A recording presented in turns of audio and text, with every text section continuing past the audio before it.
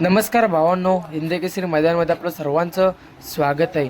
तर भावांनो, आज मौजे आसू येथे भव्य दिव्य असं ओपन बैलगाडी शर्यतीचं मैदान संपन्न होत आहे आणि नक्कीच या मैदानामध्ये आपला सर्वांचा लाडका देव रुस्तम द्वादश हिंदकेसरी बकासूर पळण्यासाठी गेला होता आणि नक्कीच बकासूरचे दोन्ही भाऊ देखील पळण्यासाठी गेले होते, ते म्हणजेच कारुंडे एक्सप्रेस चिक्या आणि त्याच्या सोबत भावांनो नक्कीच पंचम हिंदकेसरी सर्जा. आणि भावांनो, योगायोग असं जुळून आलं की सर्व टॉपच्या गाड्या एकच सेमीमध्ये लागल्या.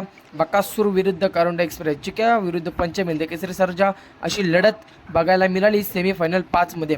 तर नक्कीच या लढतीचा निकाल कोणाला दिला, बकासूरच्या सेमीमध्ये काय झालं, सर्व काही सांगणारच आहोत.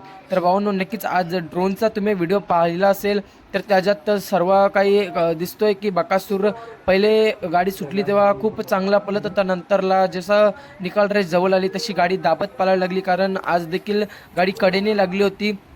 त्यामुळे आपल्या बकासूरला आज हार बघायला मिळाली. असो भावांनो, हरजीत होत असते. काल बकासूर मल्हार पळाले, आज देखील बकासूर मल्हार आज जोड एकत्र पळताना दिसला, परंतु आज देखील या जोडाची हार झाली, गाडी कडेने लागली.